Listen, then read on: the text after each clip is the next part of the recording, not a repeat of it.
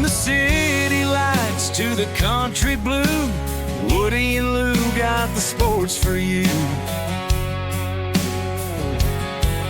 From Boston streets to Kentucky's fields, get ready, folks, for the thrill it yields. Woody and Lew, sports and you, talking games, we love it's true. Every play, every score, let's dive in, it's time for more. Lacing up the boots and calling plays, debates and laughs for all the days. From Fenway Park to Derby Run, sports talk magic just begun. Woody, Lew, sports and you, sideline stories coming through. Every cheer, heartbeat soar, tune in now, we'll give you more. Celtics screams to Wildcats roar, touchdowns, goals, and so much more. Grab a seat, enjoy the ride, Woody, Lew, right by your side.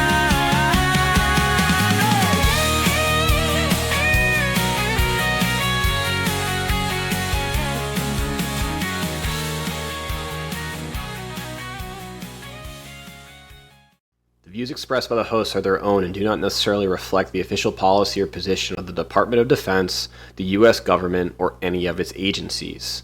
The information provided is for general informational purposes only and does not constitute legal advice. No attorney-client relationship is formed by providing this information, and nothing herein should be relied upon as legal counsel. For legal advice specific to your situation, please consult a qualified attorney. Braxton, we are live, episode 18, Woody, Lew, Sports and You, Galloping On. Happy Sunday, Braxton. Happy Sunday, Dan. Don't call it a hot streak. We're here back-to-back Sundays. We're getting dangerous. We're motivated. And before we get into it, a special announcement. Congratulations to Braxton and producer Kaylee on welcoming brand new baby girl. Braxton, congrats. Thank you, Dan. We welcomed Gigi into this world on Tuesday. And you know, Kaylee kind of brought this up. Actually, the Mad Hatter brought this up as Kaylee was helping make our graphic for the thumbnail. He's like, do you guys not recognize maternity leave in your organization? And I told him there's no contract laying this out. We have not discussed it. It's the Mad Hatter, in addition to being a top award-winning listener and first-time ever guest, want to be head of HR for Woody, Lew, Sports and You. We don't have that, Mr. Lewis. I'm scared he does. But yes, no, Gigi, beautiful baby girl, and now Braxton and producer Kaylee, you guys are outnumbered. Playing Jim Boeheim, Syracuse zone coverage. Nothing but a 2-3 zone in the house. It's gone well so far. It's really not when you break it down to the lowest level, right? I'm 28 years old. She's 29. We have a 3-year-old, 2-year-old, and a newborn. It's really not that deep for a 28-year-old to take the 3 and 2-year-old places and to do things with them. Like, I'm expected to, the welfare, like I'm in charge of the welfare and well-being and training of hundreds of soldiers. So 2 and 3-year-old, I mean, it shouldn't be that deep. And sometimes they don't act any better than 2 and 4-year-olds. No, yeah. So, no, things are going well. The girls have been good. I don't think Gigi knows she's out of the belly. She's just been sleeping. Mm-hmm. She's the type of kid that you have where you're like, hey, I could have another one, because she's not doing anything that's like making you regret any prior decisions. So she's great. Kaylee's great. Team Lewis is doing well. That's fantastic. And speaking of Team Lewis, we got some action in the chat.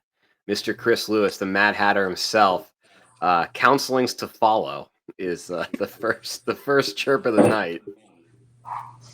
Yeah, I mean, if he wants to write it up and do the legal review and make sure that if he's ready to bring action against us, he better come correct. I feel like it's just an initial 4856 for our HR program. It's gonna be well received. Yeah, I mean we're super new to this whole thing, and you know I didn't tell her to do anything. I suggested / asked, and she obliged. So you know she needs to bring it up herself. She's her own woman. Absolutely. We don't pay anyone, so it's all volunteer work. In the best thing, Dan. So we come home from the hospital on Thursday. Okay. Today is Sunday. So Friday. Oldest daughter Elliot's not feeling well. Take her to urgent care Friday evening. Her and Ronnie both were kind of under the weather. We get her tested for RSV, COVID, and the flu. She has COVID and an ear infection. Ooh. And so we just brought a 2-day-old is at the house, and I asked the doctor. I was like, so, we have a brand new baby, like fresh out the plastic. Yeah. Freshly unwrapped. Yeah, like is this whole COVID diagnosis going to impact anything? And she literally just looked at me and was like, no, it's good for her. We'll give her some immunity. Just monitor. And then I was talking to Mom. They were down here today, and just how crazy that is. Because 5 years ago, if you had a newborn baby at home, and first off, the mom didn't get the vaccine while pregnant, that'd be a whole thing. But then you have a baby, you have a young sibling at home test positive, like that doctor would have like forced us to go to a hotel and quarantine, and it would have been a whole thing. And now just like a short 4 to 5 years later, it's like, that's good for him. Don't brush it off. It's 2025. Yeah, we're back. We are back. We are fully back. So, Braxton, before we get into the ticker topics, in leading up to tonight's show and planning, I had mentioned that I had a surprise topic that I wanted to spring on you. So, not as exciting as I think you think it's going to be, but I rolled out of bed this morning and I decided to run a half marathon. I did the whiskey run in Nashville, and I got this sweet medal and this really cool whiskey run tasting glass. Look, is that what you're drinking out of right now? Yeah. Wow. No training. Just got up. You ran just 13.1 miles. You just raw dogged a half today. Yep. Time was 2 hours and 32 minutes. When's the last time you ran? Well, I did the Army fitness test on Thursday. That didn't go very well. So that was only 2 miles. When's the last time you ran like a regimented plan and like hit over like a 4x36 or anything? That'd be back in June. So you're not in running shape at all? No. And dude, that's awesome. And the only sanctioned half marathon I did was the St. Louis half marathon, which this is like proper Dan form. You throw this on me last second, so I couldn't also don my medal, which is in the garage. And if Kaylee wasn't preoccupied with a newborn, she would be in the garage finding that for me because it'd be around my neck. It's something about, and I thought I was in pretty good shape, but you get out there with the people in the crowd. Yes. And the vibes are just because I remember for St. Louis, and I'm sure thinking of Nashville's terrain, I don't know the route, but a lot of hills. But you're out there with everybody, and it's just you don't even think about it. And then you go back and look at your Garmin or whatever fits your flavor, and you're all the elevation gain. You're I didn't even feel it because you're just with the vibes. So that was what I want to talk about first was the course. So it was out past East Nashville, Two Rivers. The Two Rivers golf course. I don't know if you know where that is. Yep. So that was the wild part. So the course first went through a disc golf course and then an actual golf course. So that was kind of nerve-wracking, where easily at mile 2.5 and then coming back 10, 11, easily could have been hit by an errant golf ball, especially if someone like me was playing. Course not closed. What's that? Course wasn't closed? Oh, no. Okay, we weren't on the golf course, but it was golf course very. You were in range. You were in the range. Oh yeah. Sure. And then when people were just throwing frisbees too, it was a scene. and it was so hilly. If I would have gotten hit by a frisbee in the beginning of my half marathon, that would have been enough for me to stop the half marathon. Just stopped and gone to the car. It would have made me that mad. But yeah, it was a tough course. We hit this one hill, massive hill that we hit at like mile 2, and I knew it was going to be an out and back. And I looked over. I was like, this is gonna suck coming back at like mile 11. You mentioned we. Who were you with? I was with the other people on the course running. Oh, runners. this was like you left your apartment and showed up by yourself. So the reason why I ended up doing it was because I have 2 friends in Nashville, married couple. They signed up together. Unfortunately, one of them he hurt his foot. So it was like beyond like the time that you could like cancel your registration. So they had an open bib and still really wanted to run it, but didn't really want to go like by themselves. So I was sure, I'll do it. So you just took his bib. Took his bib, yeah. Nice, dude. And his medal. Oh, he let you keep it? Oh yeah. Did you pay him back, or is it just on the house? Just on the house. On the house. That's a pretty good half marathon. Yeah. In 2.5 hours without training. So in hindsight, that's a 5-hour marathon pace without training. So like, what if you put in like 2 months of some time on the Cadillac? I mean, 10 weeks. 10 weeks, and I can run a sub-4 marathon. And what did you do it in 2:34? Yep. I kind of want to go do a half marathon now before our next show, because I also am not training for a half marathon, but I feel like I need to, just to see where I'm at. You should. And at one point, we were planning on doing a running competition. Woody Live Sports and you. It would be Garmin sanctioned. Like I would post the Garmin, the results. Mm-hmm. We'll chew on that. Kaylee's like giving me the death stare, so I'm scared that I don't know if I have. You just have a newborn baby. Not death scare, but like concerned look, as if like I don't know if you have 2.5 hours. There were a number of strollers on the course. That was interesting. And then the other thing I wanted to comment on was there was some elder people in general, but more elder women that were just slow, steady Eddie that were cruising, and I was sucking wind at like mile 10, and they were just going right past me up the hill, and I was like, Kaylee did the one of the island, Jekyll Island, maybe. She did a turtle run they had out there with the double stroller with both girls. Yeah, and that was awesome. Since I've been back, and I tried to go on a run with just one of the girls. This was like a couple weeks ago in the morning, because they were awake. One of them was awake, and I was like, I'll take them on my run.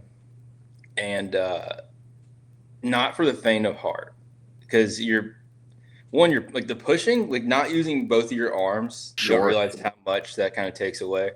And then the kind of trail that I run here on Fort Stewart, a lot of parks. You cross a lot of parks. Okay. So I'm trying to run, and my daughter is seeing these parks. Trying to jump out. And even though it's 6:30 in the morning, she really wants to go to the park, and it can really kind of kill the forward momentum of the run when she's trying to cut sling load and find herself. That's how she's strapped in well. Any jumping out?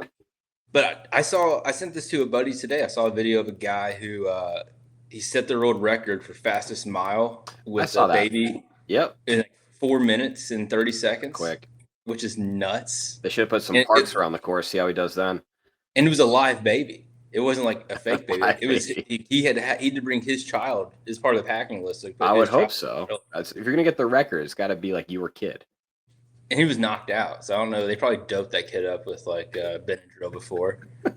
he had a cocktail of Benadryl and Motrin or something. I would say it's not a real world record unless you're running around Fort Stewart with all those parks as distractions. I think I might have to do a half marathon. Yes. Because you should always, like, as a man, and as I've gotten older with kids, I've started thinking about this, is like, are you challenging yourself enough just to do that gut check of like, do I still got it? And like running, just like going out and running 13 miles is a pretty good gut check of like, yeah, I still I can do it if I got to. Like I still have I that in the was back. I wouldn't have agreed to it if I didn't like an inkling in the back of my mind that like I can. So I knew I had 3.5 hours before I was gonna get kicked off, and I was like, okay, like that's like sub 15 or sorry, that's more than a 15-minute mile. Like I And can walk that. you can ruck march that. Yeah, Yeah. exactly. So I knew I would finish, but I wanted to break 3 hours. And no, it was a very you know, good boost to the ego, confidence, just be able to roll out of bed and run a half marathon. I remember so clearly, or a lot of marathon talk here, but when I did that one in St. Louis, I went with friends, like me and friends signed up, but we didn't run together. And it was like miles like 4 through like 9. Like there's like a 5 mile stretch where I found this random kid, like a college age kid. And we both had headphones in, but we both kind of just gave each other a nod. We're like, hey, we're doing this until we can't. And then I think he ended up surpassing me around mile 9. He left. But and the thing is, I don't know how you experienced it. I feel like a lot of people, like when they get towards the end, they get this euphoria where they get like an extra like boost. But for me, I feel like I got to like mile 12 and a half. I had like a half mile left. And that's when my body is just like, yeah, I think I'm about to start shutting down on you. And I was like the dirtbag who, like, when you finish, they give you the medal and they give you like some like fruit and stuff. I was a dirtbag who like ate my banana and ate my cupcake and then went back and like double dipped a little bit. I was like, People are coming across the finish line, go get their cupcake. yeah. That's funny. Yeah, I will say Good for you. I got the Heartbreak Hill was at like mile 11, and that's when I started to cramp up, and that was not fun. The calves were seizing, but nope, finished it. Got my medal, got my T-shirt, got my tasting glass, got a donut, and I got to sample some whiskey. Did you hit like Midtown or Broadway after and celebrate? Went to Von Elrod's in Germantown afterwards. Big fan of Von Elrod's. But you missed, I heard you missed Von Elrod's trivia on Wednesday night. That's unfortunate. Yeah, unfortunately, duty called. And speaking of duty calling, we have from the Mad Hatter has already come up with the mission statement of Woody Lew Sports and You, HR. Are you ready for this, Braxton? Yeah, let's see what he's got.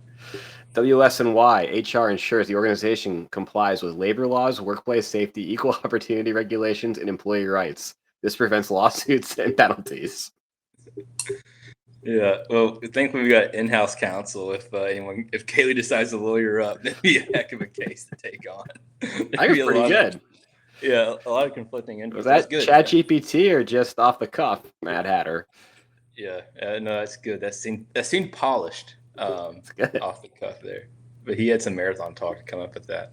Now, running through Nashville, and just so full transparency, a little producing behind the scenes. My screen's frozen where I can't see the ticker or any of the comments on YouTube, so apologize for that. But you're in Nashville running your half marathon on a Sunday. So it was today, right? So Sunday. Yep, this morning. Nashville is on fire right now with Vanderbilt. And I think it's time, if you haven't done so yet, you need to get like a little ticket package for the rest of these games. Because they're on fire. They had the biggest crowd since like a 2017 game against Kansas State last night. Or Saturday night, yep. So I think it might be time for you to go all in on the doors.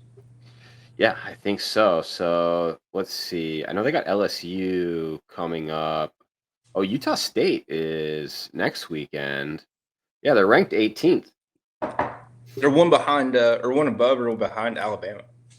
And they play Alabama on the 4th. Yeah, I'm gonna have to look into that.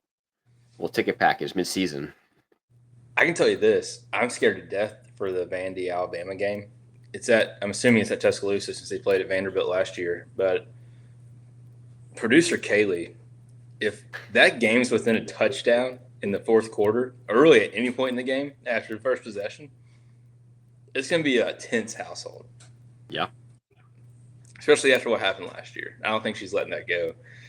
Is there currently like an Alabama wreath on the Lewis family door? No, she took it down after Florida State lost. That's right.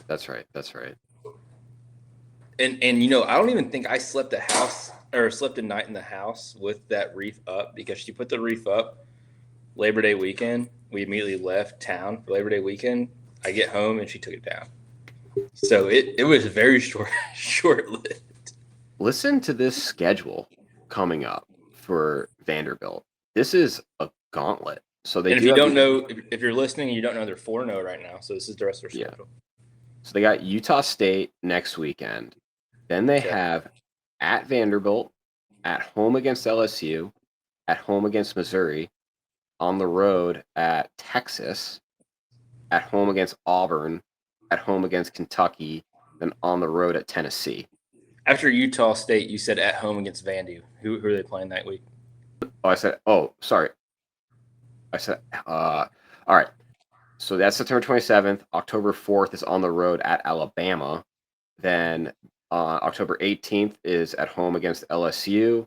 25th, home against Missouri. November 1st on the road at Texas. November 8th is at home against Auburn. November 22nd at home against Kentucky.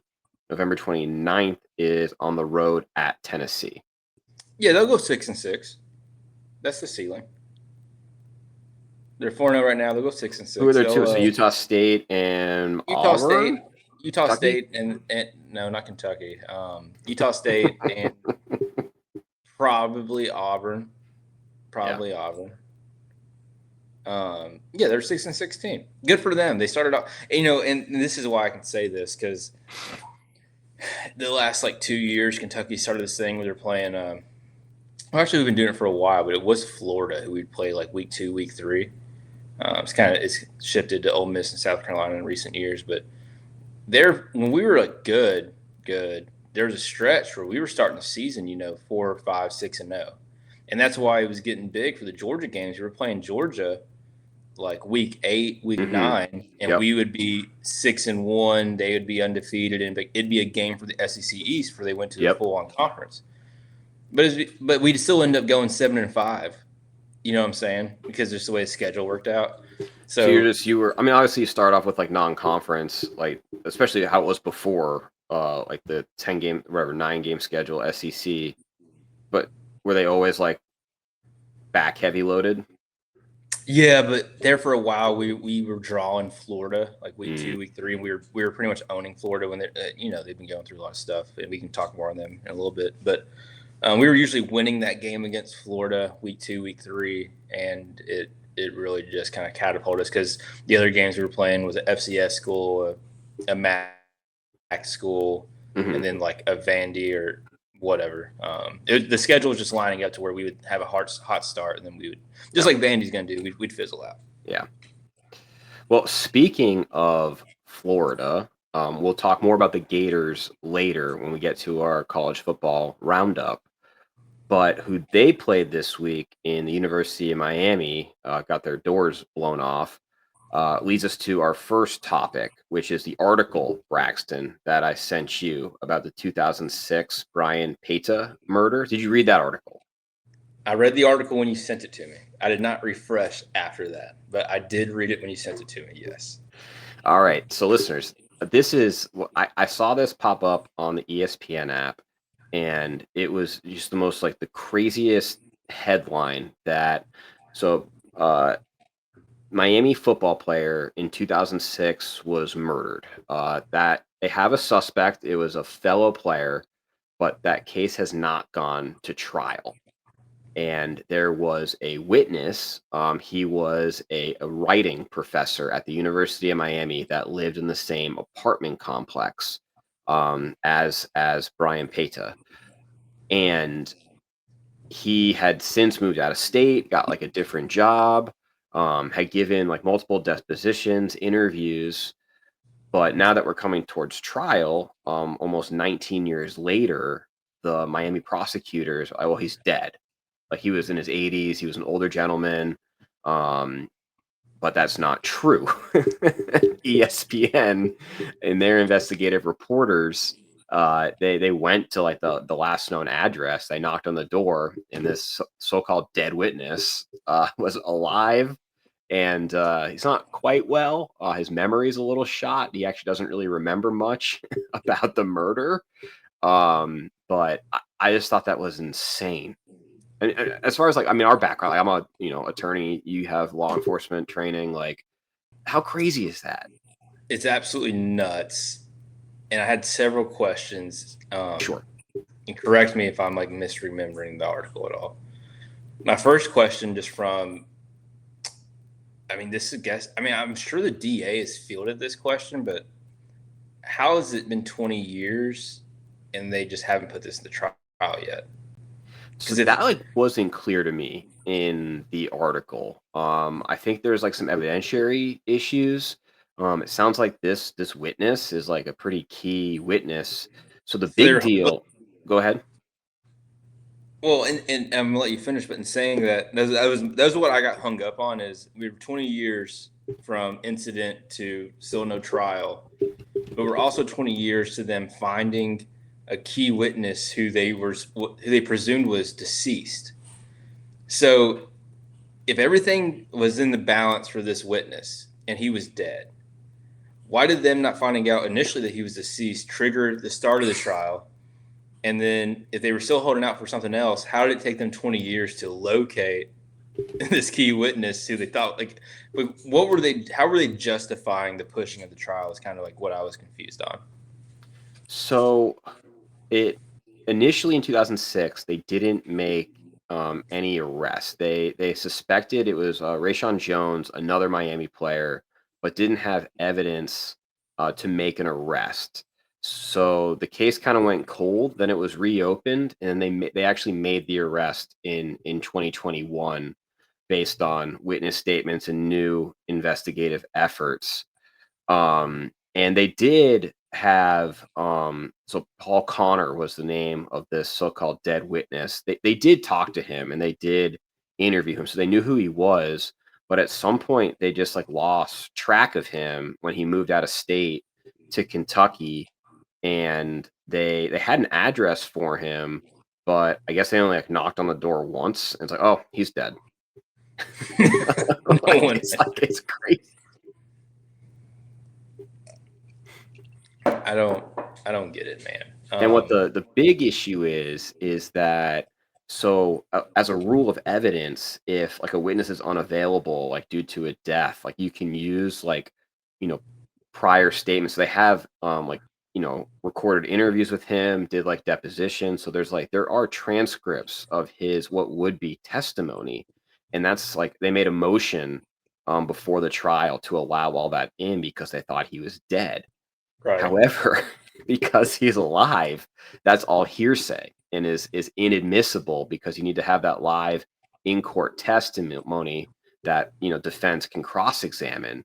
The problem is he's old and he's apparently some like cognitive uh his memory is not quite all there, and he doesn't really remember like what he saw or that this person was dead. So now this causes like a bunch of evidentiary issues, and this case, like the Miami, I'm like, I smell some foul play. And that's great for the defense and super unfortunate for the subject or the victim. Yes. And their prosecution. So, exactly. Yeah, it sucks, and it's a good segue. How do I say this? Of course, it's Miami, right? I'm big on just calling it what it is. Of course, it's Miami. It's unfortunate life loss, but yeah, of course, it's Miami, and I think Miami might be back. Yeah, and it's crazy to see just the shift and balance of college football landscape with Miami here, Miami there. Obviously, hopefully less murders and less felony convictions for their players.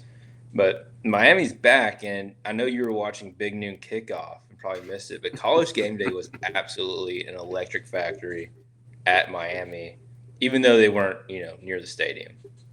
That's that drove me nuts. Like, they kept on like cutting back and forth between Hard Rock and that pool that they were poolside at Coral Gables. That That's Bush League. No, did you see Pat jump into the pool though? I'm sure he did. So, There's not a body of water that man doesn't want to jump into. I mean, we're kind of going back to last week, but building off that, this was just another example. College game day is kind of rocking. You got Nick Saban's cussing, like not safe for work cuss words. You got guest host feeding off Nick Saban's energy, just throwing out words that you can't typically say. The WWE type promos that Pat is pulling off are electric. He jumped off the highest of high dives into the pool in a Speedo. A lot of gamesmanship. But I will say this. For all of the showmanship, if you will, that Pat's doing that I am on record of defending and being a fan of, there was a chink in the armor today. Okay. And this hurts me to say. So, well documented growing up, the biggest WWE fan. Mm-hmm. I probably stopped watching. I mean, I watched Monday Night Raw, Thursday Night SmackDown, transitioned to Friday Night SmackDown.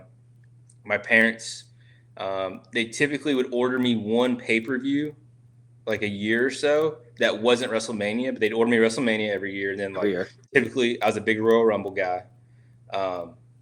So, big WWE guy. And I always got upset as a kid. Like, third grade me would be so upset with myself. I always found it weird because, kayfabe was real back then. So I didn't know this was all. I mean, I may have, but I was always upset that there wasn't, a sports center, if you will, for WWE. Right. And I'd get on our lone computer, our dial-up computer. I get on WWE.com. I do it at school, I do it at home. So, like, if there was a pay-per-view on a Sunday night, Monday morning, first thing I see the results, right? And I lived and died by this. With that being said, obviously ESPN and WWE has struck this deal. They got WrestlePalooza. It was in Indianapolis, which is just a Pat McAfee wet dream. And the first chink in the armor with Disney, ESPN, just a whole conglomerate. They did picks for the Brock Lesnar John Cena fight. Like, all the panelists picked who would win the Brock Lesnar John Cena fight. And that rubbed me in a way that, like, it really bothered me. And I don't know if it's just me getting old, but, like, it bothered me. And I know, like, if third grade me would have been watching that back in the day, you would have loved it. I would have, like, told everyone in the room to shut up. Like, I got to know who they think's going to win this fight. And who is Saban picking? Exactly, right? And I don't remember who he picked, but it's getting a little much, and that was the first chink in the armor. But I'm still all in on College Game Day. But I wanted to be a man of my word, and like I'm objective. I'm a journalist at heart. That I thought that was cheesy. I didn't love it. Yeah, Salt Lake City was fire for Big Noon Kickoff. Well, what do you think about the Ask Dave segment they're doing with Big Cat and Dave Portnoy? I could care less for the Barstool stuff. So that's why I think there's a chink in your armor, Dan, because you can't sit here and say you're a Big Noon Kickoff guy now when objectively, Your Honor, Big Noon's Kickoff has completely shifted their focus to being like the bedrock of Big Noon Kickoff now is Barstool antics. Yes. So I'm having a hard time connecting here how you're not anti-Barstool. I think you like what they are collectively in theory, but you're anti-Barstool antics / some of their personalities antics. Just the Barstool Fox, like, unholy marriage, I'm just not into. So, but how this year of all years you became a Big Noon Kickoff guy? Like, you're singing its praises. It was Pat McAfee. Coincidence or what? Coincidence. It's just a coincidence that your sworn nemesis of sports journalism become a bedrock of their show, and now you love the show. No, they're not my nemesis. I have a weird relationship. I think Jump the Shark McAfee has pushed me to Big Noon Kickoff. I think that's ridiculous. I think Pat, and here's what I'm saying, and it sounds stupid. Pat McAfee, he has his platform, in my opinion, because he was an NFL punter Yes. So that catapulted him to having a name. Yes. He has a personality. He catapults that into Barstool. He outkicks his coverage with Barstool. He was doing WWE too for a while. He gets picked up for a show. Does WWE gets parlays that to ESPN, now College Game Day. The guy puts out, and that's what I respect, because I think of it in terms of, and I'm not saying this show is great. You might think I absolutely suck on the show if you've never watched it or don't know me.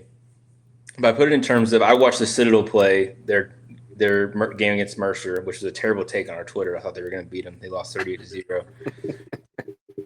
But I turn on their game at 2:00, and like the color commentator and play-by-play guy, they should have thrown you and me up there. Like, we would have had better insight, and with no show prep, better insight. Kind of like me running marathons. I mean, I can just roll out of bed and be a play-by-play guy. I would assume we would have viewers more in tune if we were up there.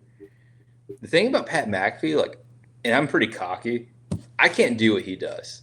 He works a room, and that man has zero shame. I see Mom in the chat said he adjusted his manhood before he jumped in his Speedo. Respect, because that man knew it's better for me to fix my junk than to find myself in a meme situation. That's showmanship.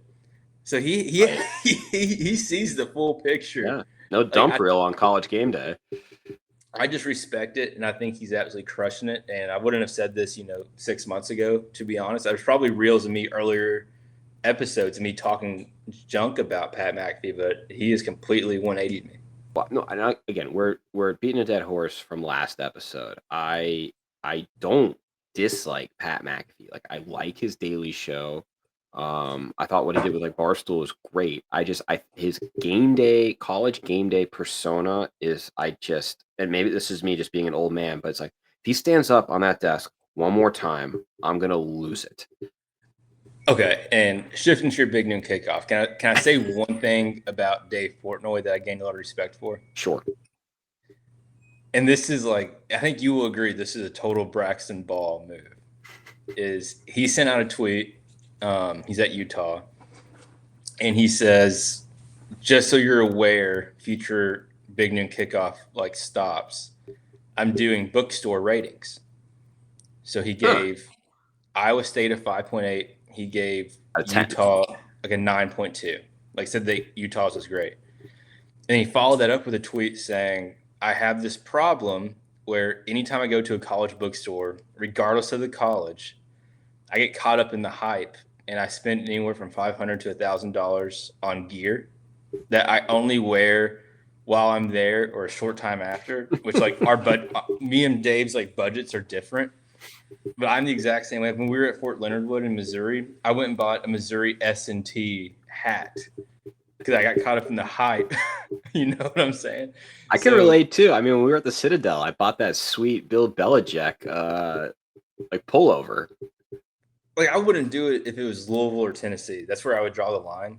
But I would go as far as to say, like, just to be honest, let's say I went to North Carolina, right? Like UNC Chapel Hill.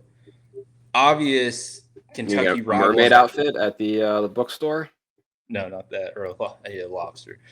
North Carolina is a natural rival of Kentucky in basketball. But one thing about Kentucky fans, if you don't know, is I don't think Kentucky fans hate North Carolina. They hate Duke, but they kind of respect North Carolina.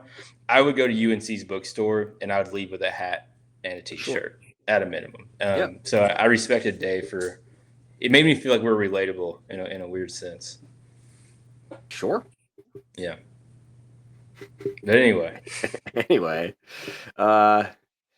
So like our the next topic, and we'll get into just a recap. We've already been doing it throughout the show of college football, NFL.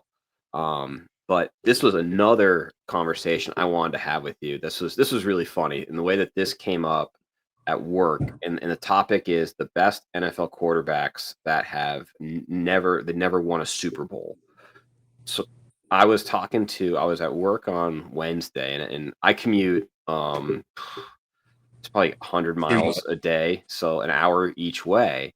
And I was just talking to my paralegal, and I was like, oh man, it'd be like really awesome is if I had a driver that would drive me to and from work, and I could just sit in the back, because that Oh, would be 2 hours of productivity. And then we had the conversation. I was like, do you remember when the Chargers moved to Los Angeles, and Philip Rivers and his like 14 kids or whatever he has, he didn't want to move from San Diego because they were all in varying levels of school in their schools in San Diego. So he got this like tricked out like Ford Explorer, or like just massive SUV that he would sit in the back and had like two like big TVs, and he had a driver that would drive him from San Diego and LA and back, and he would watch tape and film sessions during his commute. And I was like, that's what I need. genius. Go ahead. Genius. Yeah. So then we started having this conversation about like like the best quarterback of his generation that never won a Super Bowl, and then kind of expanded that to like all time. And like for me, I was thinking about, I was like, yeah, Rivers is up there. I mean, he was so good for so many years, and just happened to be, the same prime as Aaron Rodgers, Drew Brees, Peyton Manning, Tom Brady. And then at the end of his career, Patrick Mahomes. Sure. So I love that topic because it's been kind of like on memes and like Instagram reels, which we need producer Kaylee to start helping out with. Like girls is like my POV. My wife's mad at me for hanging out with the boys, and it's like what we did is like made a starting lineup of baseball players whose names started with R. So I chewed on it. I even talked to my dad about it. Now, when you say all time, I'm going to start with just players who no longer play. Yes. But then I have one who's currently playing. Okay. Who might be a hot take. I like that. And it's probably not who you're thinking.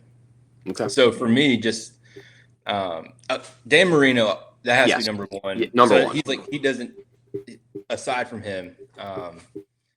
So Steve McNair. Yeah. Going back to my ex a little bit, Aaron McNair. He was great. He was a inch short from sending a Super Bowl into overtime and then, potentially winning Super Bowl. So Steve McNair's high on my list, and keeping the same ilk would be Donovan McNabb. Yep. Donovan McNabb, his numbers aren't necessarily great, but the conference championships, division championships, like I feel like he has a lot of Pro Bowls. Yeah, like on paper, outside of like his stats weren't necessarily amazing, but he was a big one. I had Philip Rivers, and then Matt Ryan. So that's what I was going to ask, if Matt Ryan was on your list. Yeah, so my retired ones, and full disclosure, there's definitely people who are older. Yeah. But so the one that you missed that like is on like a bunch of lists, but I wasn't alive when he played as Fran Tarkenton for the Vikings. I think he played in 3 Super Bowls, but lost all of them, and he was like the first like real dual threat quarterback. And as far as like numbers go, he's like right behind Marino. Right. So that's kind of my list. And there's one person who me and my dad both brought up that I didn't just bring up now, but we're I guess you could be concerned about his image and what could have been, is Michael Vick. Sure. So like my 3 off the top of my head that like immediately: Steve McNair, John McNabb, Michael Vick, Philip Rivers, and Matt Ryan. The thing about Philip Rivers and Matt Ryan is they are great statistical quarterbacks. Mm-hmm. Matt Ryan should have won a Super Bowl, but your Patriots had something to say about it. Michael Vick. And, Philip Rivers and Matt Ryan are kind of in the same category as the current player that I'm thinking of.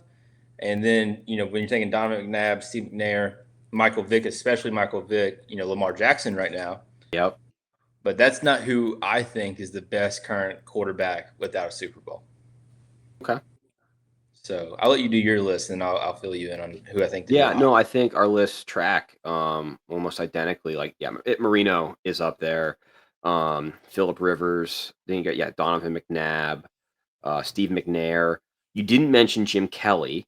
So Jim Kelly, he had the most opportunities and didn't win, going to 4 straight. Again, Fran Tarkenton, that's not like a personal pick of mine. Never saw him play. And then I'm trying to, Matt, I guess maybe, I don't know. I didn't watch a lot of Falcons football, and I guess Matt Ryan was a very serviceable quarterback. I mean, they had an MVP year that the Yeah. Falcons went to the Super Bowl, but I don't know. I don't think he was anything special. No, but he's a serviceable quarterback, which I think that matters a lot. Yeah.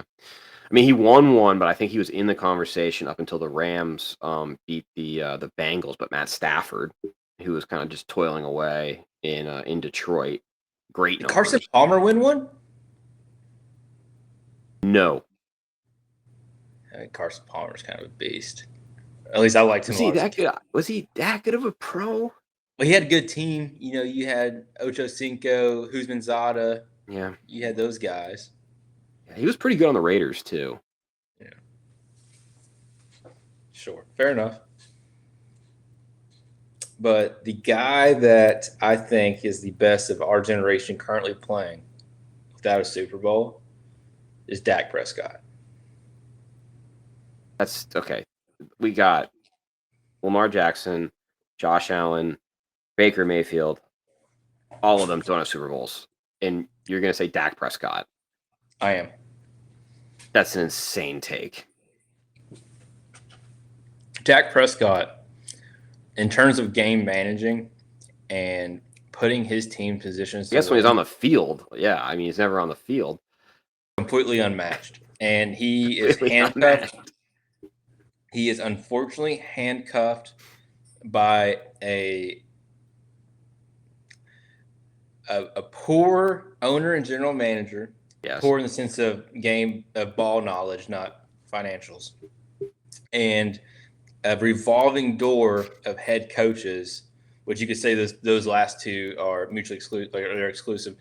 So I think Dak Prescott deserves it. What does he have? 2 playoff wins? 3, 4, maybe. I don't even A think bunch he of has first round that exits. many. Do they have that? The Cowboys have that many? I bet he has 2 playoff wins. I'm calling 2. Let me know what he has. But I think Dak Prescott. Donovan McNabb had 6 Pro Bowl appearances, and you are right. He is 2-5 in the playoffs. Dak Prescott. He doesn't have anybody, man. No one's helping him. Like, you watch the game today, and his defense is terrible. They made Caleb Williams like a Pro Bowl quarterback today. He throws balls right into George Pickens' hands, which brick off and cause an interception. Like, CD went down. So I'll transition real quick. Fantasy, right? I was in shambles. Today was a bad day. So you don't understand the emotional roller coaster of me waiting until 1 o'clock kickoff, and I'm playing producer Colin, more on him later, and he has a wide receiver starting who's on the IR, and like just sweating bullets for the first kickoff. So like he's locked in. He doesn't change it. So he doesn't change them. And ironically enough, like my team's playing so poorly that he still had a 50% chance of winning with a wide receiver out. It was on the active roster. Yes. Bad week to have the Bengals defense starting for me. Colin's too busy going to KU games. He's a big Jayhawk now. So anyway, the last he has 3 players left going into the 4 o'clock game. He has the Detroit Lions backup running back, which I have the starter, Jahmyr Gibbs, Detroit's kicker, and CeeDee Lamb. Mm-hmm. I famously, before this league, I was in a money league, and there was like $700 on the line, and I famously lost the championship game because CD went off like 48 points. I'm sure a lot of people experienced in week that. 17. Yeah, it was nuts. And so anyway, he has CD, and the only people I have left is Gibbs and George Pickens. And me and Dad are watching the game. He's a Cowboys fan, and I was like, I hope CD has something mildly mild enough happened to him where his head's not in the game. I didn't know that was gonna be a high ankle sprain first first reception. So he loses CD. George has a good game. So I think I'm gonna win. But it was an emotional roller coaster, and I wasn't prepared for the emotional damage I would undergo if I went from losing week 2 by a walk-off field goal and losing by 0.3 points, and then losing to a kid who's one of their starting wide receivers wasn't even playing. That was going to hurt. But anyway, we survived it. But yeah, Dak Prescott, I feel bad for the Cowboys. And you know something about my dad's always been a Cowboys fan, and I remember as a kid, I never was really super locked in the NFL. We've talked about that, but there, when I started kind of getting interested, I decided to be a Redskins fan just to spite him, which was not really fair to him. And now as a father, that would absolutely break my heart. So he handled it way better than I would have. But today was one of the first times me and him actively sat down and we were both watching a Cowboys game. And it's kind of cool. sad. But it's kind of sad though too. It's what you cool. Missed out on? Well, you can say that, but it's just kind of sad, him being a Cowboys fan. Just in the state of the Cowboys. Yeah, he doesn't deserve that, and I think Dak Prescott's a good quarterback. Because here's the thing, I'll ask you, Dan. But I think he is a good quarterback. But you're saying that he is one of the best quarterbacks not to win a Super Bowl when he's not even one of the top 4 best active quarterbacks. That's insane. So that's what I was going to say to you. Okay.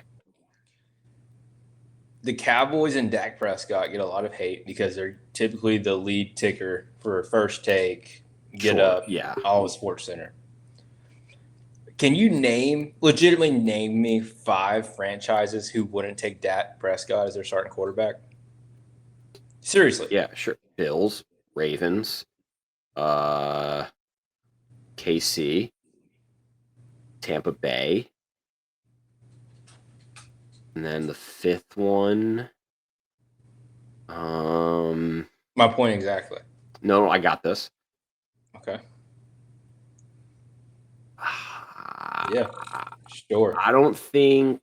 There we go. No, sorry. Packers. Julian Love. They're not taking Dak. Jordan Love. What did I say? Julian Love. That was a Notre Dame cornerback. Yeah, so I'm not taking the Packers one. That's not. They just lost. They just lost by 3 or 4 points. Cincinnati. Joe Burrow. Joe Burrow can't play a game without. Neither can Dak Prescott. False. So, my point exactly, Dan. Cincinnati. Of the 4 you just listed that I'll take, Baker Mayfield. Talk about my new hot. Your girlfriend, man. What a win. She's smoking. You touch her and it's hot. 3 games in a row. Now, you could argue, hey, you had a 17-point lead going into the 4th quarter against the Jets. That shouldn't be a ball game. But guess what? It was.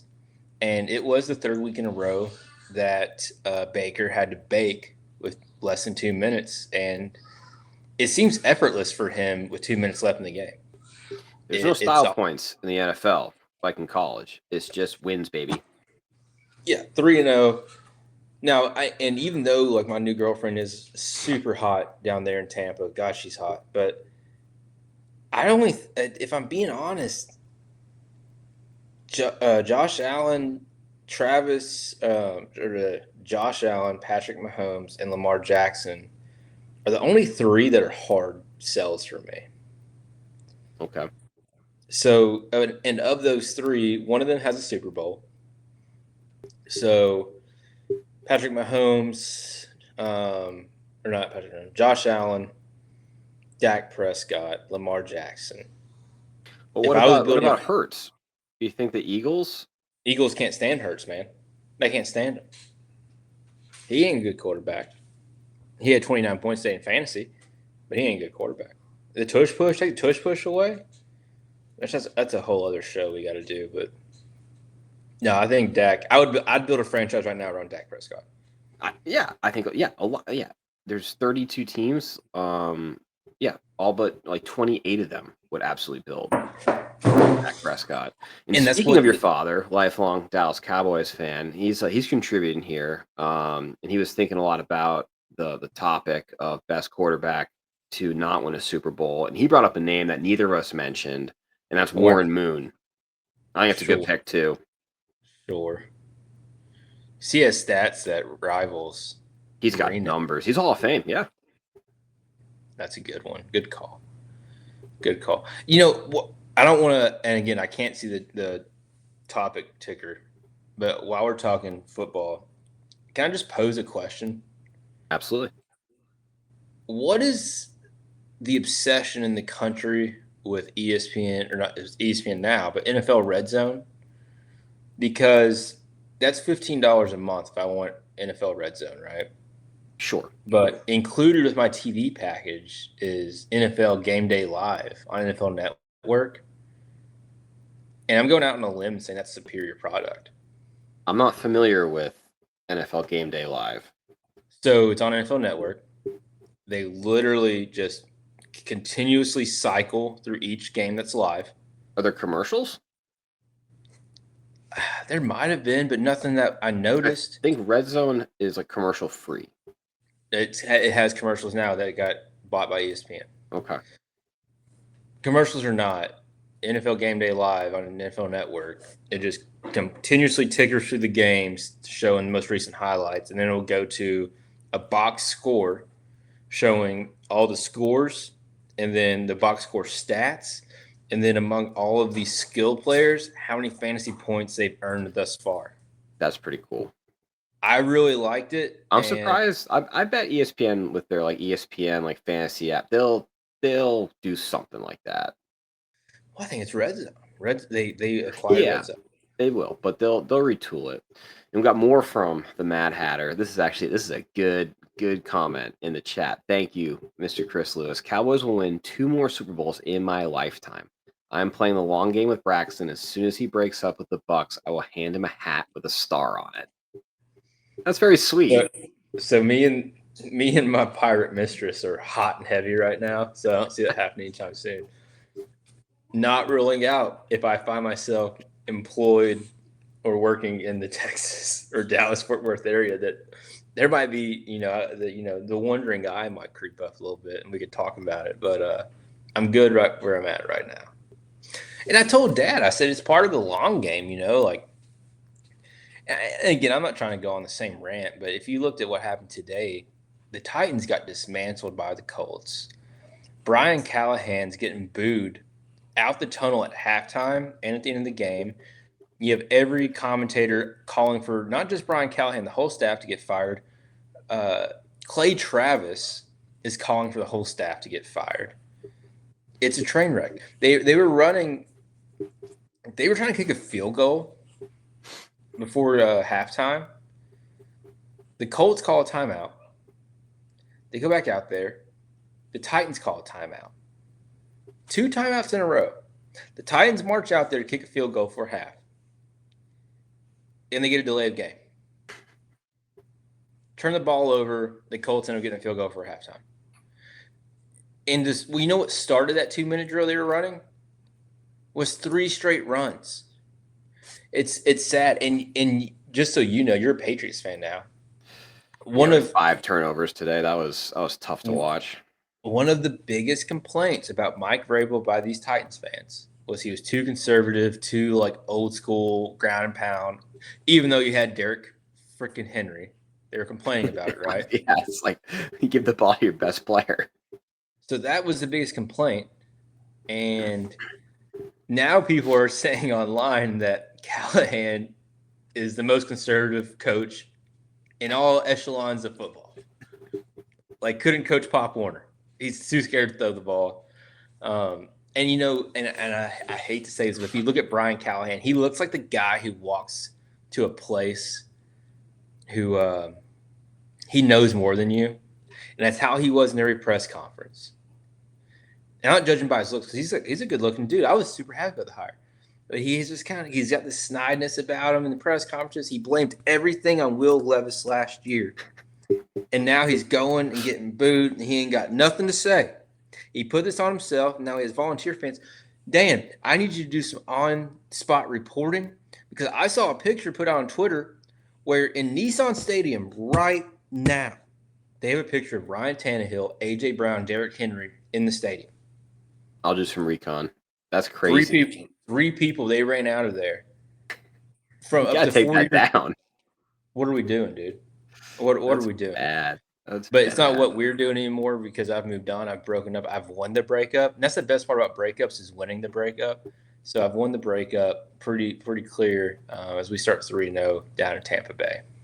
First time they've been 3-0 since like not even Brady was ever 3-0. I want to say the first time 3-0 since like 2015. It's been a while, but we are. So and we've been changing my fantasy. I'm changing my fantasy name to Bake for 2 minutes. I like that. You like good. that? That's good. Bake for 2 minutes. Easy bake oven. Yeah. So we've been bebopping around a bit with the college football NFL fantasy update. This is actually very damning of me in managing my fantasy team. He's not on the active roster, but he's taken up a roster spot that I realized about 3 hours ago that Amari Cooper's retired and he's on my team.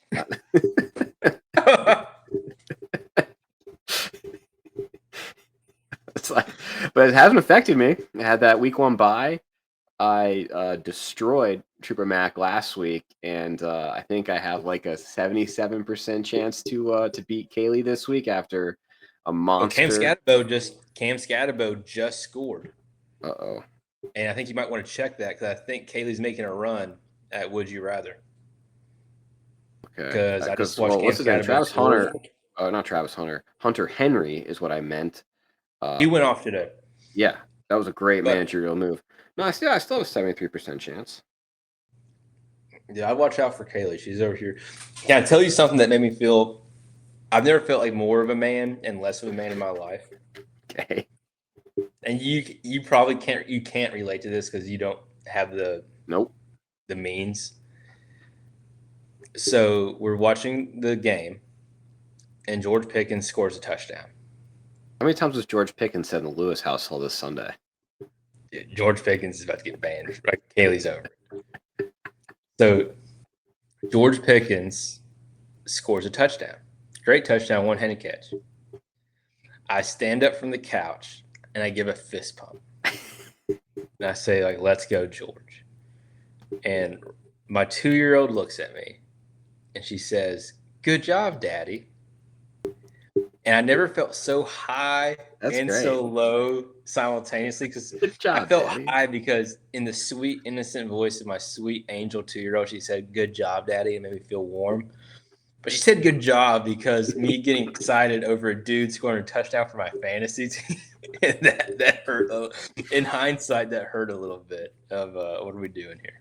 Yeah.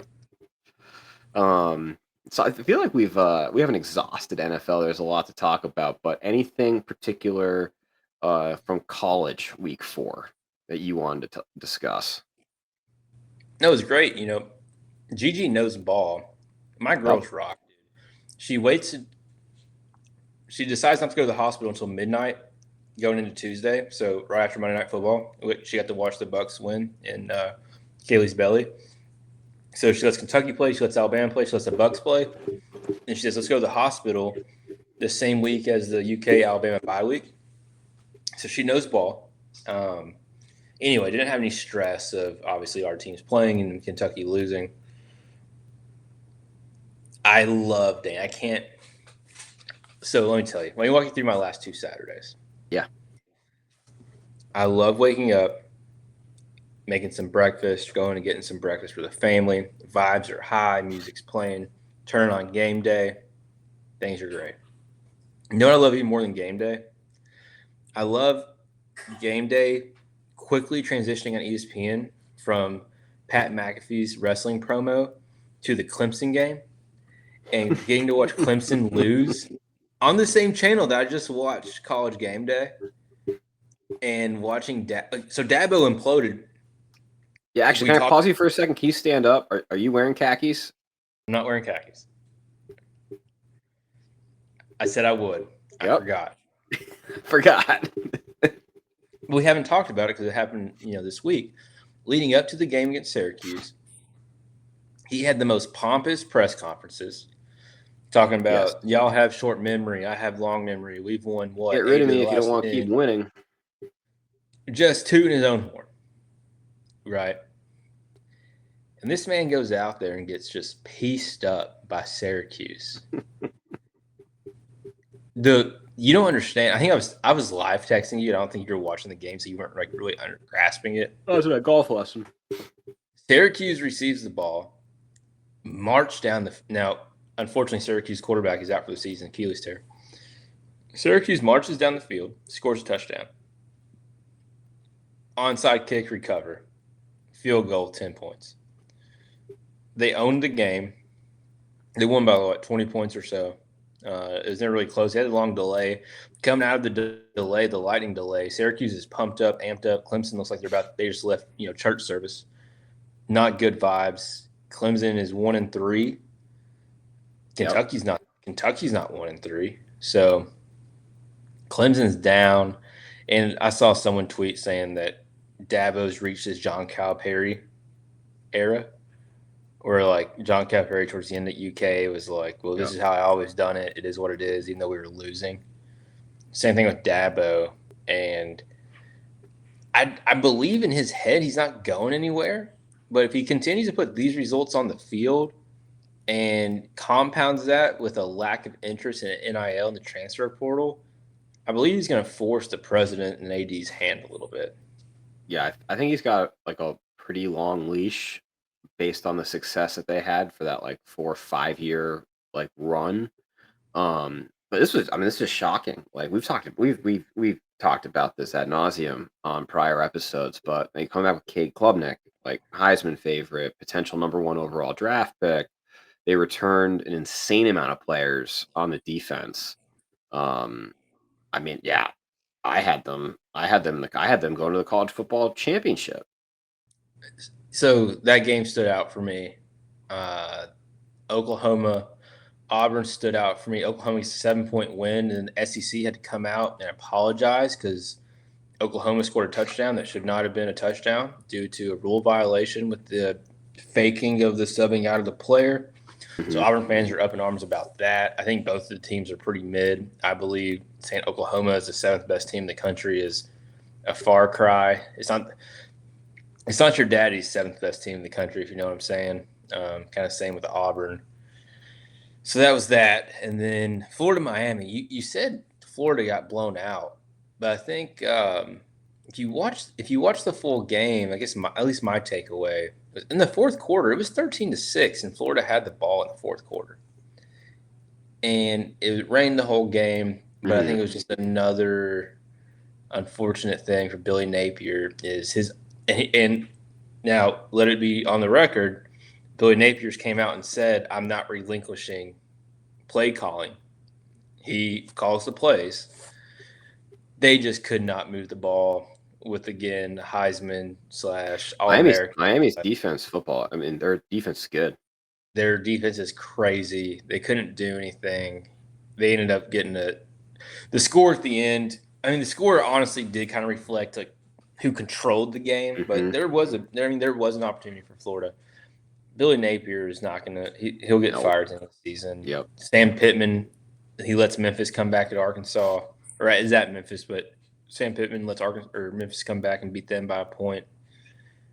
That's really all for college football for me. I went to bed watching Michigan State USC, which every time I watch USC, I get nostalgic about thinking of Reggie Bush in like 2005, but it's not 05 anymore. And I just watch these games, and I can't comprehend what kid is like, hey, I want to go to USC in Southern Cal and then go play a Big Ten schedule. It just seems weird. Right. It just seems weird to me. No, we talked about the conference realignment. These geographic rivalries. Like it's in like USC, Oregon are playing a Big Ten. Like USC is playing at Illinois next week. And they were looking good early, but Signetti, that was unexpected. That was crazy. It was. But yeah, like USC is going to Urbana-Champaign. Like that's like what are we doing? West Lafayette. Yeah. Yeah, thankfully the Irish they finally got they got in the win column. Oh, Had a dominating performance against the Boilermakers. I got a fun fact for you. The Mad Hatter told me today. I didn't know. Hmm.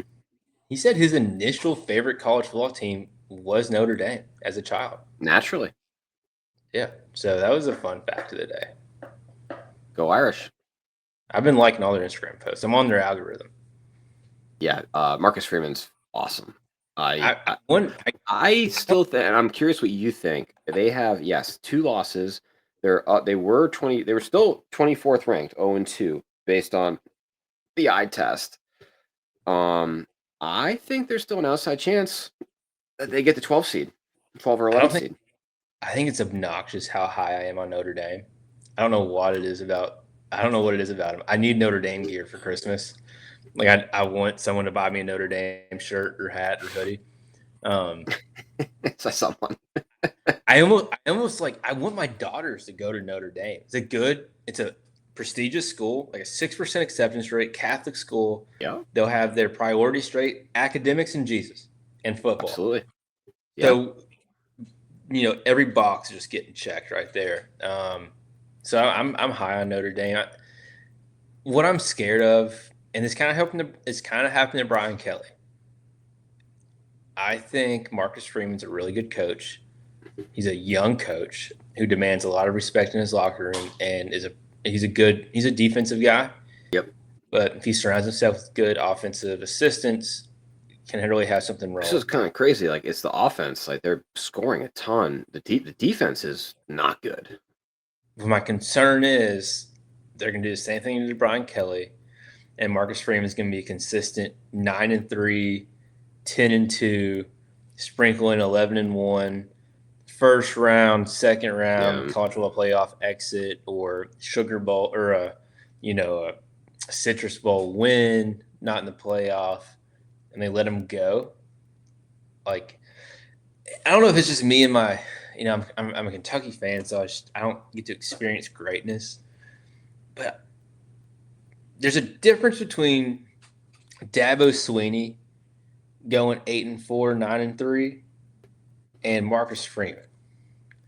And what I say by that is one is young and shows potential and promise, and one is set in their ways and it's not changing. So I just hope I love Marcus. I love Marcus Freeman.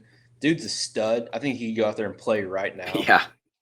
So and they got a freshman quarterback, man. Like, yeah. Oh yeah. Let this kid develop another year or two. And that's what's exciting. Like Marcus finally has like his recruited like homegrown quarterback. Like he hasn't had this. Like it's been who was it? It was Sam Hart. Well, who's his first year? So Sam Hartman, Riley Leonard. I'm blanking. We had another like transfer quarterback that I can't think of his name. But he got them from the portal, so they were kind of his. But no, it wasn't a freshman that he was able to let red shirt and then start. Carson Beck's gonna win the Heisman. I hope you're ready for that, by the way. Oh, God. And you're right. It's even worse for me. My dad talked about it today. Like Shannon Dawson goes from we let Shannon Dawson walk at Kentucky. He's a run-first OC, which is what Mark Stoops likes. He runs a run-first offense, and he's about to have back-to-back quarterbacks win the Heisman, and we let him walk. So you love that. Just another stinger right there for Wildcat fans. It's a hard existence, man. It's hard. And that's why, like, I got my girls wearing Kentucky gear and saying "Go Cats," but I don't grimace as much as I thought I would when Kaylee has them saying "Roll Tide," because they don't deserve the heartbreak that I go through. And I tell them, like, the only good thing about being a Kentucky fan for them is a boy will never break their heart as bad as Kentucky football will. So they'll be hardened and prepared for those moments in life. Like, no girl's ever broken my heart as bad as Kentucky sports has. So it is what it is. So if they want to go to Alabama, I wouldn't be mad with them going to Notre Dame. I've already started my short list. Already saved up, and I was gonna say, Braxton, if you want something Notre Dame, you better get an ROTC job there. And I don't when you like. It's on the record. Uncle Dan's gonna get a text saying like, "Hey, Elliot's joining this sorority. Her dues are this much. She asked if Uncle Dan would help out with combined birthday and Christmas this year." Yeah. Well, there's no Greek life at Notre Dame, so that's good. It would be good, but gosh, 3 girls. That's good. That's good. That's good. That's good. Well, Braxton, this was a great episode. Once again, we're coming up on the hour 15 mark. Any closing thoughts? I have so many, man. I can stay up all night talking to you. Football's back. Mm-hmm. Kentucky and Carolina are playing next week. Yeah, that was actually a question. So good. Getting to the chat. Miss Amy Lewis asked me specifically, who am I rooting for next week with UK at Columbia? And Miss Amy Lewis, the question, it's obvious. Go Cats. Go Cats. Now that would have really hurt. That would have been a heel turn after I just hyped up Notre Dame for the last 10 minutes. You just said. No, it's funny because I was talking all about Lenore Sellers earlier in the season and how much I enjoy Columbia, but I'm living in Middle Tennessee right now. Go Cats. Now, well, before we close, Dad has been pondering going to the game with some work buddies, and he's super concerned about it because he's scared he's going to show himself and Kentucky just getting – because the last time we went to a game in Columbia, or at least the last game I went to, they may have went to one when I was in college. I think I was in the field. I don't think they ended up going. We had just beat LSU. So this is 2007. So we were ranked 12th-ish, top 10 maybe, between 8 and 12. And Carolina was either unranked or ranked in the 20s. And we went to that game, and we got rocked. So that left a sour taste. And I told him, if he decides not to go, just come to my house, and we will, I told him we're doing hot and ready Little Caesars. And then, of course, the Arches. We'll get Arches cookies. Their cookies are unmatched. Yeah, they're good. Really good. Actually, I love Arches Sundae. You get the sundae with a cookie on the side. Can't beat it. And it was funny. We were talking about that. And Kaylee's like, what time is Georgia, Alabama playing on Saturday? And I was like, I'm pretty sure they're the 3:30 game. And then I looked, and they're 7:30. They're 7:30 Eastern ABC, so they're head-to-head with Kentucky, South Carolina. And objectively, Alabama, Georgia's a much better game. But you got Alabama, Georgia on ABC, Kentucky, South Carolina, SEC Network. So I told Kaylee we're not doing multi-view, but I would bring the other TV out to the living room, and she could watch it on the small TV. But it is what it is. That's her love language. Obviously, you got the newborn, so no chance you could meet up with the Mad Hatter in Columbia and get a Woody Lou Sports New live report at USC, because that would be say this. Fantastic. I don't want to speak for my wife. I would never speak for my wife. Nope. If it was just me and the Mad Hatter, I'm positive my mom would help Kaylee with the girls. And if I'm being honest, outside of Kaylee having to feed Gigi, the newborn, sure, it's really nothing's changed. She's just she's obviously tired and she can't lift and stuff, but it's really not that crazy. Kaylee would honestly probably let me, but there's a 90, and I would love to go with him to that game because I'm on paternity leave. 99% chance we get in a fight, and there's 100% chance me and him are way too drunk on bourbon in some schwanky hotel room. Just mad. Well, I'll promise you this: there are no schwanky hotel rooms in Columbia, South Carolina, so you're safe there. Well, in Columbia, I've been some places in Columbia, but no, I mean, I would love that. If I went to the game, I would. Here's the thing about me and my dad, Dan, is me and him could go watch us play at Sanford Stadium or Bryant Denny, and before we scan our ticket on our phone, we're convinced ourselves that we're about to win. And the first time the other team scores, it's gonna be like a shock to the system. Just Like, what just happened? Like this team, they're ranked 6th and undefeated, and we're just like shocked that they scored on us. He's saying Or legal we- counsel would be needed. Yeah, no, it would cost me a lot more than that ticket would. I to go am going TDY to North Carolina this week. Maybe I could swing down. do it. It's just a shot down on 85, dude. Yeah, You're always welcome at my casa. appreciate that. Yeah, man. Well, on that note, Braxton, I think we should close out. Again, any final thoughts?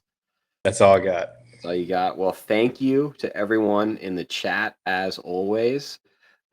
Share. We're definitely trying to grow our following. So like, subscribe, download, share. Woody Lew, Sports and You. All the socials are listed on the screen. But no, thank you all, and have a great rest of your week. Thank you.